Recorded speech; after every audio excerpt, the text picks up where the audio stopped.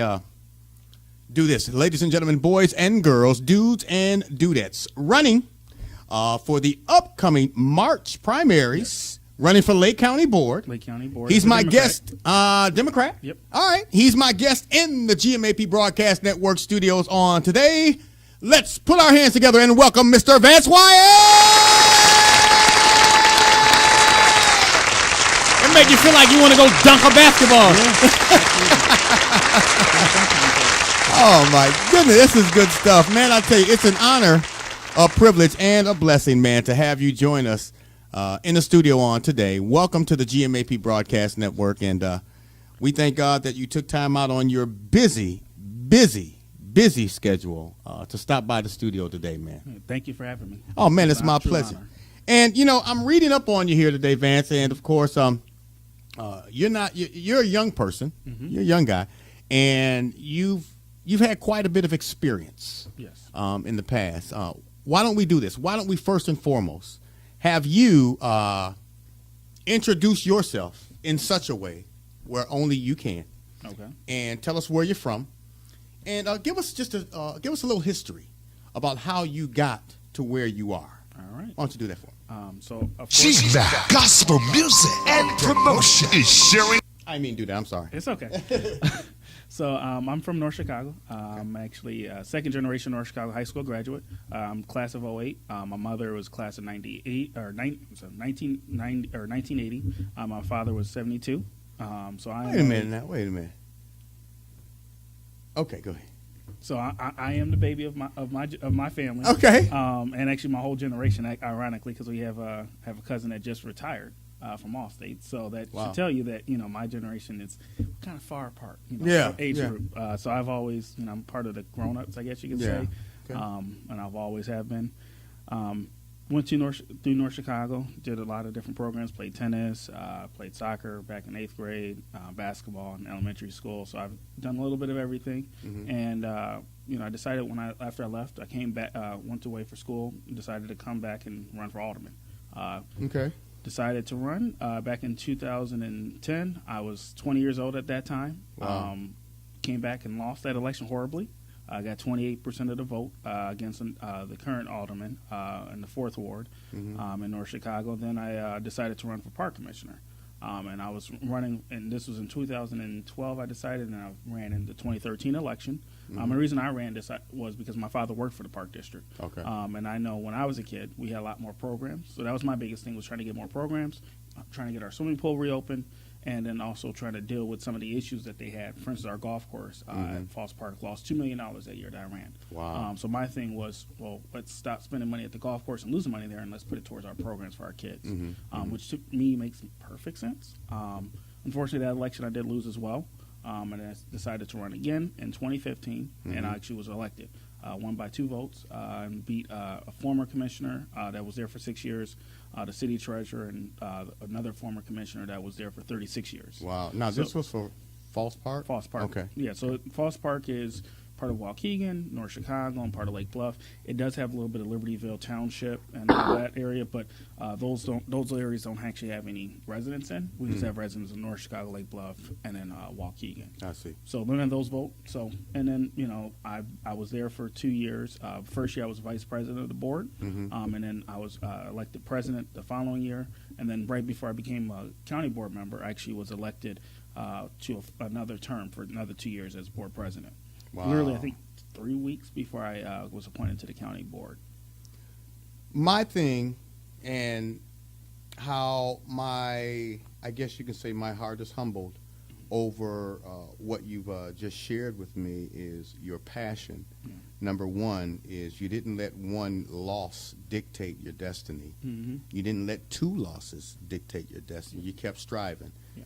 Kind of reminds me of what our current mayor did. Mm-hmm. Same scenario, just kept going. Yep. Felt like life is not over. Yep.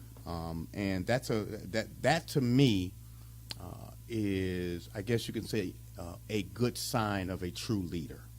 Because when somebody has the determination to just keep going, as long as he's, I guess you can say, consistent at his decision-making process, just keep going until you get the right decision.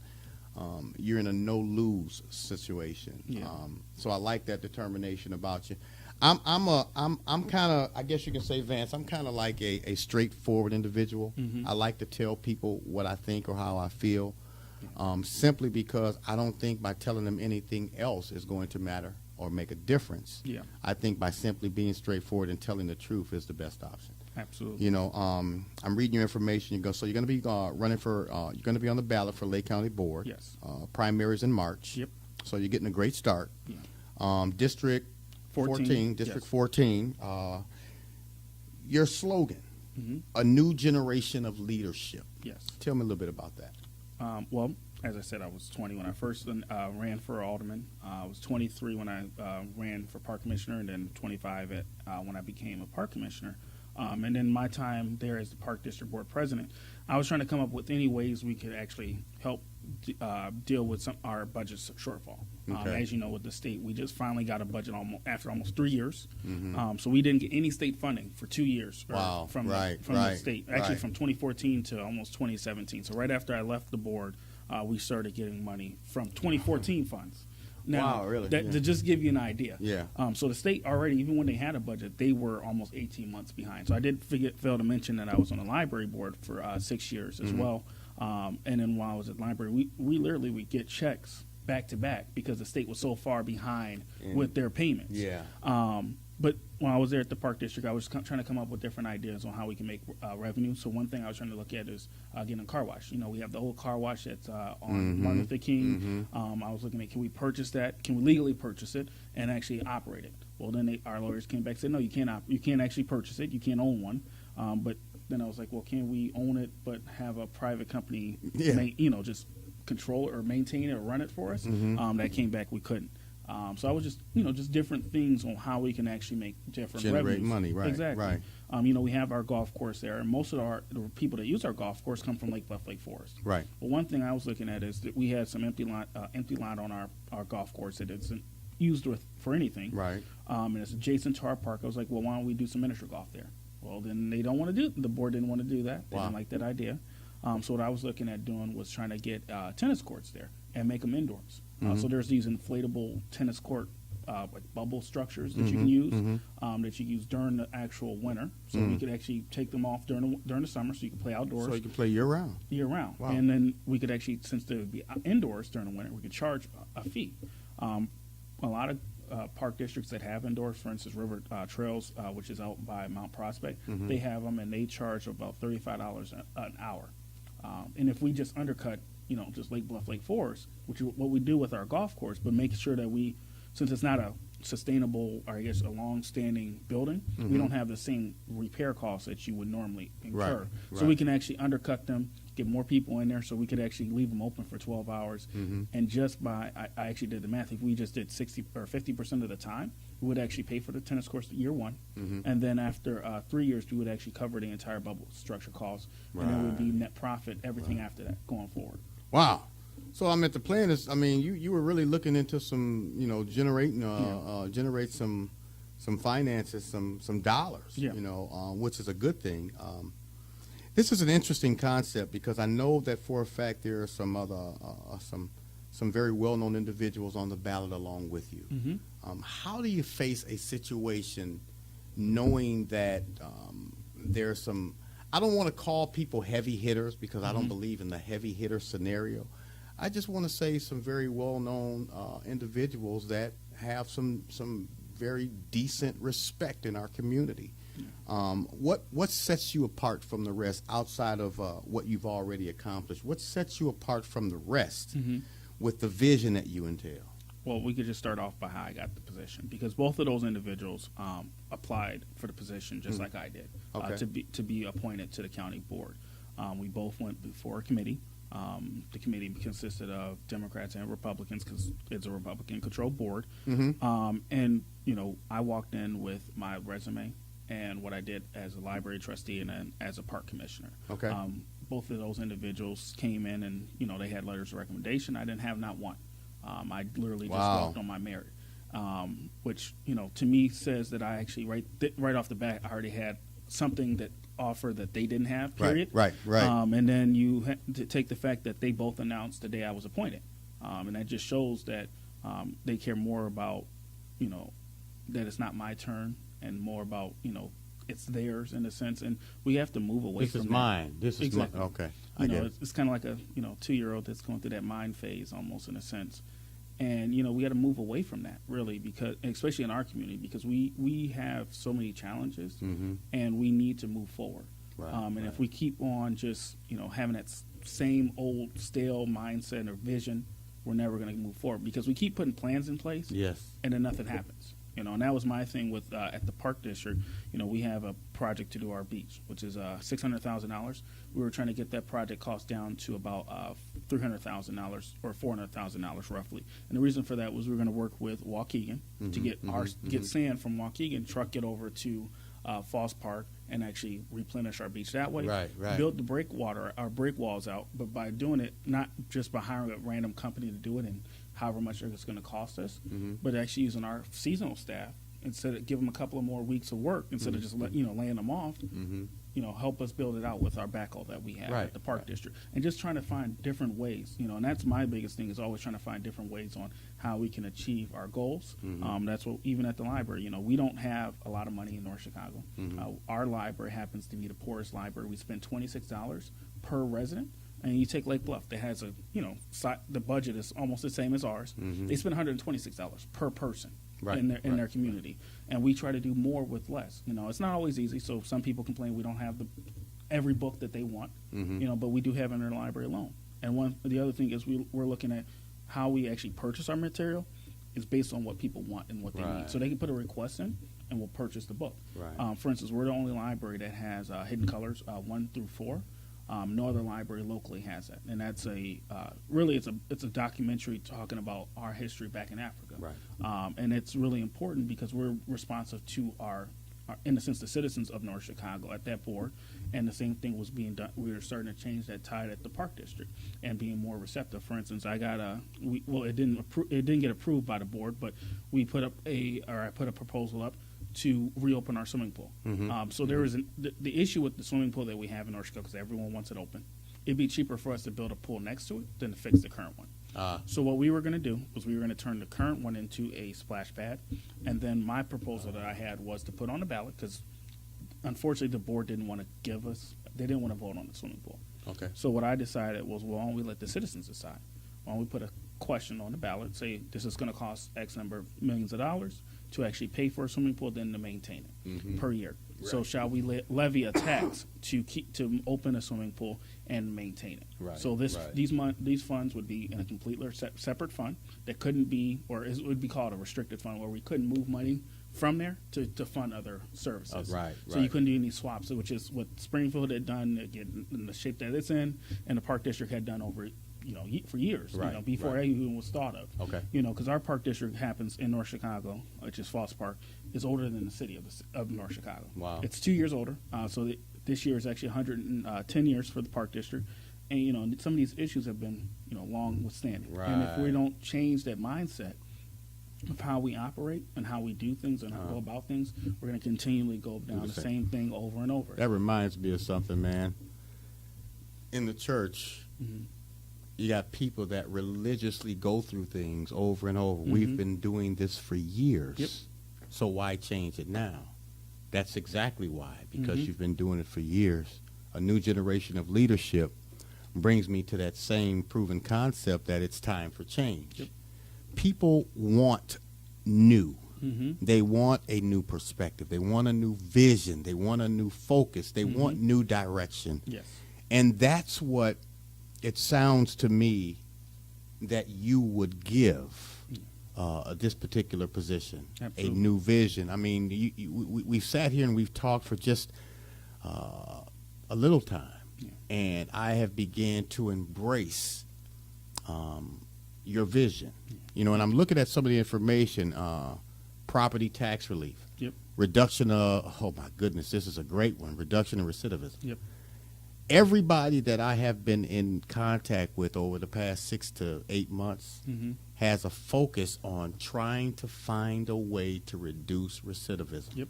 instead of just going through the motions, Mhm. we can religiously walk the trails. Yeah. We can religiously go to church and never be saved. Mm-hmm. You know, That's true. so it's time for new. It's time for a new perspective, and Yeah. I'm loving that because I mean, you being a young man, you definitely would give us a new vision because your visions are trying to, or basically are overcoming what's been in place Yep.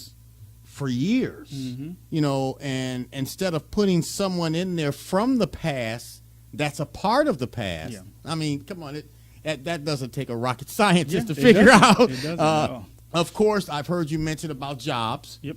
I think one of the items here that's pinpointed is more job opportunities. Absolutely. You know, which is a great thing. Strong economic development. That's a great opportunity. Contracts for local businesses. You just discussed that.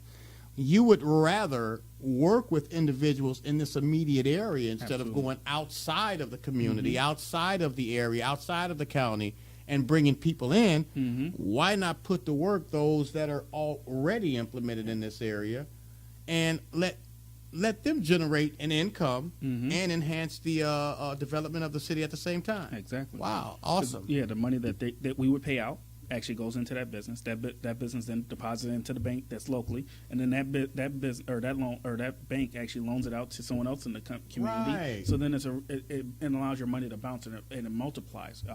It's a multiplier effect, and it stays within the community.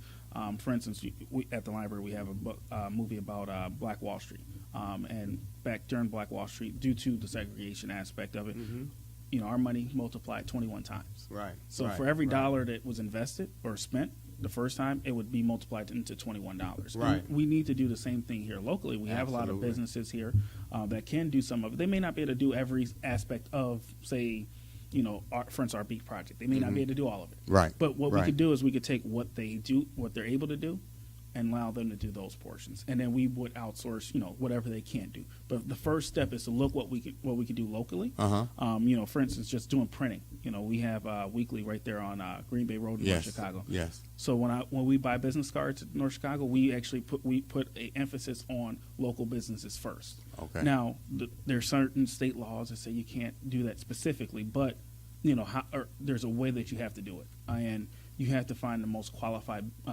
bidders, in a sense, if it's a big project.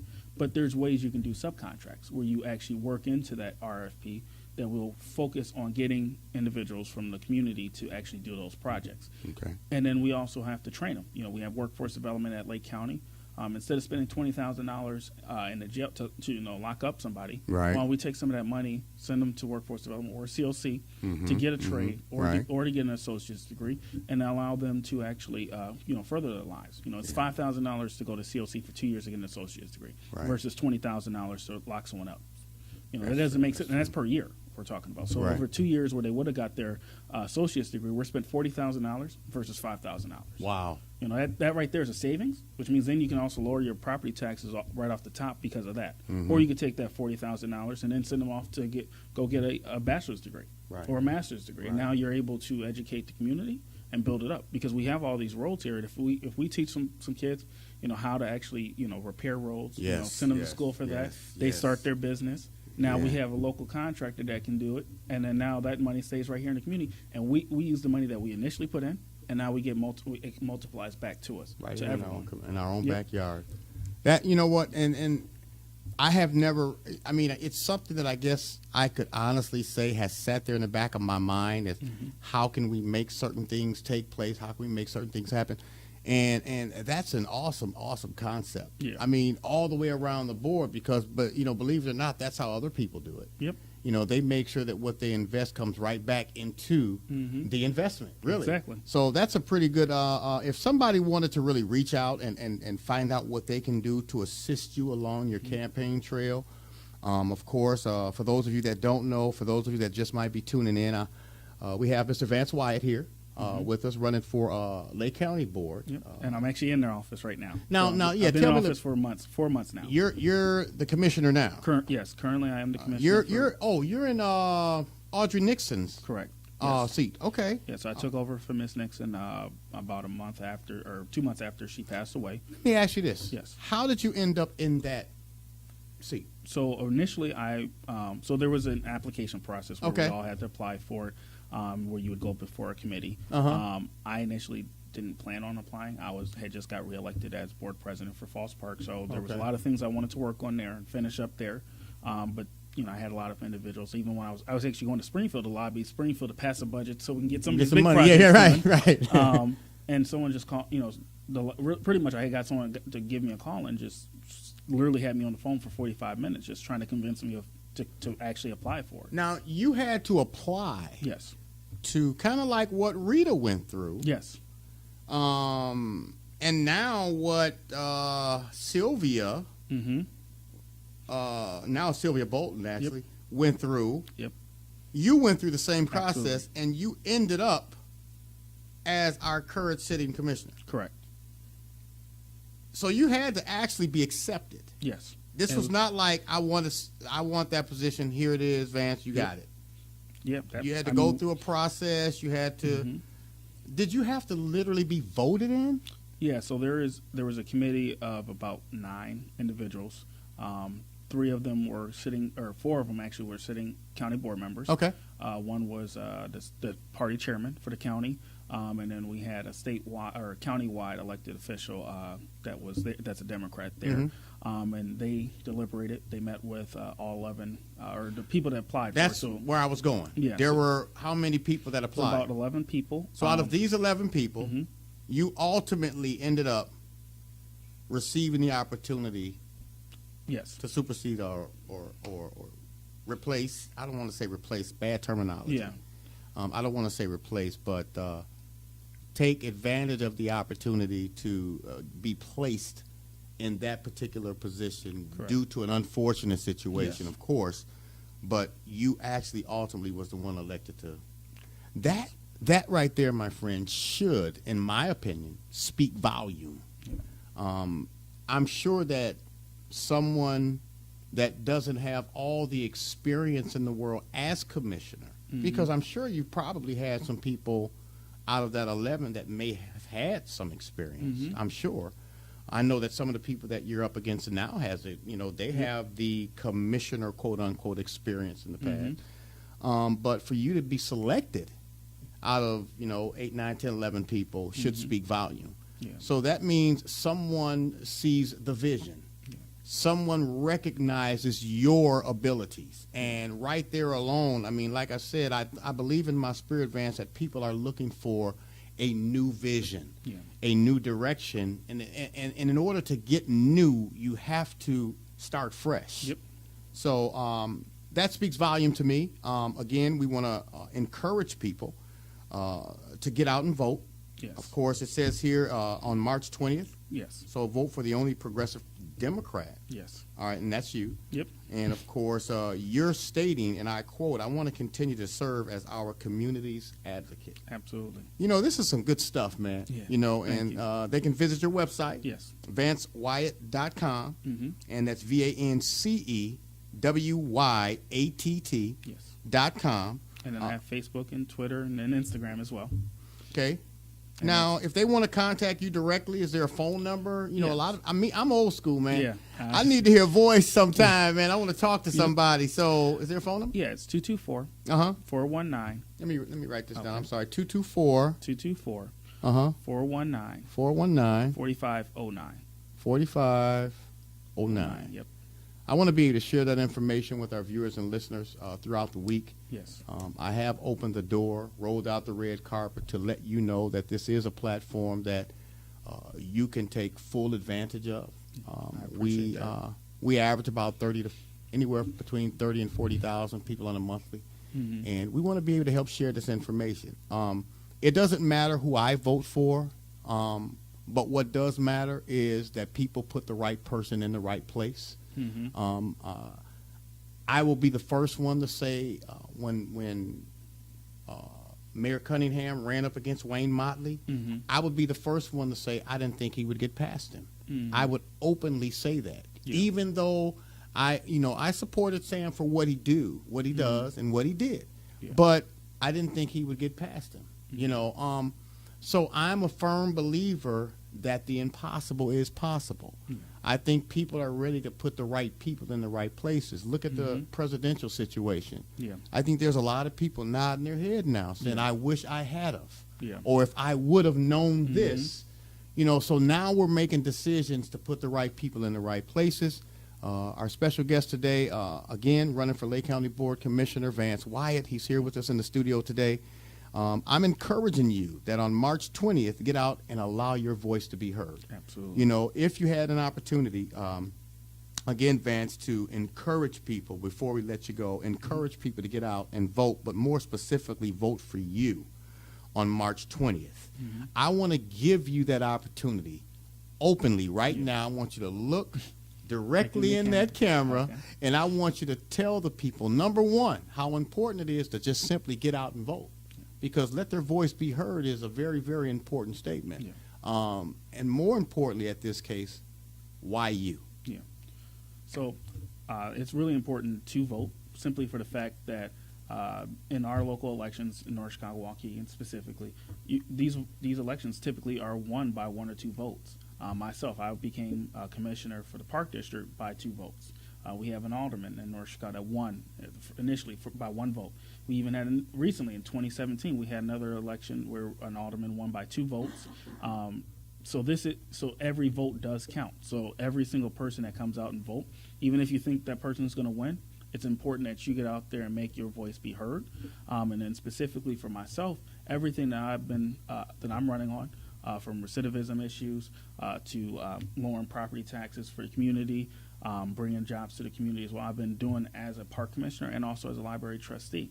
One thing I was working on is trying to lower our age for our employees at the park district and the library down to 16 so we can provide jobs to these kids so that they're not actually getting in trouble and they're actually being able to make money legally, and then they're not going to be going down the wrong path. And I'm the only one that has a real proven record on what I'm running for, and I want to be able to continue to fight for that on the county board level. That allows me the opportunity to deal with our criminal justice issues that we have at the jail, which is under the county. And it's important that if we as a community come together, we can actually really start to see some changes. And by me being in this position, I've been able to work with our school board members, for instance, Brandon from Waukegan, even though I have a really small part of Waukegan School District, but we need to actually work together, even if it's not in our purview as a county board member, but you need to step into other areas and be an advocate for all of the residents in the 14th District, and that's what I have been, and that's what I will continue to be once I'm elected in March of 2018. That is awesome stuff, man. Again, we want to say thank you first and foremost for taking the opportunity to come out and hang out with us here at the GMAP Broadcast Network studios. Again, I say publicly, this is a platform that will be wide open for you to utilize throughout your campaign. We love and support you sincerely. We want to encourage others to get out and make your voice be heard, okay? Vote Vance Wyatt for Lake County Board Commissioner. March 20th, 2018 is the primary election, I believe. Yes. Okay, and of course, I love the slogan, a new generation of leadership. I'm a title person, so I'm always looking at a person, not their title, but what they stand for. It's just like a mission statement for a business. You know, you always look into what they're willing to use as their slogan as they continue to progress a new generation of leadership. And that's exactly what you would be offering and giving to the people in this area. Property tax relief, reduction of recidivism, more job opportunities, strong economic development, contracts for local businesses, preservation and protection of our environment. That's cool. A living wage for workers. And you know what? I would love for people to keep you and hold you to that. Yes. You know, we're not just going to vote you in, but we're going to vote you in expecting you to stand on being the person that we voted for. You know, if you want to reach out and communicate and connect with Vance on a social or even a personal level, he is on Facebook, Twitter, Instagram, Vance Wyatt, VanceWyatt, of course, VanceWyatt.com. And, of course, if you want a more personal touch of things, you can call him directly. And that number is 224 224-4509, 224-419-4509. One more time. I know your pencil lead broke, your crayon broke, whatever the case may be. You couldn't put it in your phone. You can text fast, but when it's giving you the phone number, man. Let me give it to you one more time. 224-419-4509. Over the next few months, you are going to be hearing a lot from and about this young man. And, of course, again, we thank God for his presence. We thank God for the vision. And we want to show our support by allowing this information to be placed out there into the eyes and ears of the people. So with that be said, Vance, again, we want to thank God for you. Thank you for stopping by, man. Thank you for having me. Any last words before we let you go? We said it all? Yeah, we pretty much said everything. That's it. So we hope and pray that we have garnered your trust and your vote. All right. So until then, we want to say peace. God bless you. Take care. Take it easy. If it's good to you, take it twice. Remember this: if you do not remember anything else in life, keep God first in your life. You cannot and will not ever go wrong. God loves you, and so do I. Believe in your heart. Confess with your mouth that he died on the cross for our sins, rose again on that third day, descended up into the heavens, and now currently sitting on the right hand of God, preparing a place for who? For me and for you. Have a wonderful, wonderful day. We'll see you next time. God bless. Take care.